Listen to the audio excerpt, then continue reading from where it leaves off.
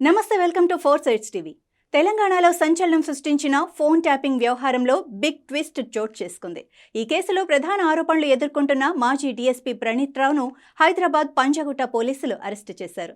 Special intelligence branch అదనపు SP D Ramesh ఇచ్చిన ఫిర్యాదు మేరకు ప్రణీత్ రావుపై నాన్ బెయిలబుల్ కేసులు నమోదు కావడంతో సిరిసిల్ల పోలీస్ క్వార్టర్స్లో అదుపులోకి తీసుకున్నారు. ఆయనకు సహకరించిన అధికారులపైన పోలీసులు కేసు నమోదు చేశారు.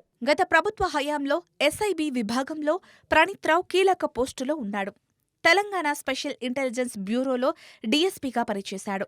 ఆ సమయంలో ప్రతిపక్ష పార్టీల నేతల కదలికలు, ప్రజా సంఘాల జర్నలిస్టుల కీలక సమాచారం ఫోన్లు ట్యాప్ చేసినట్లు ఆయనపై ఆరోపణలున్నాయి.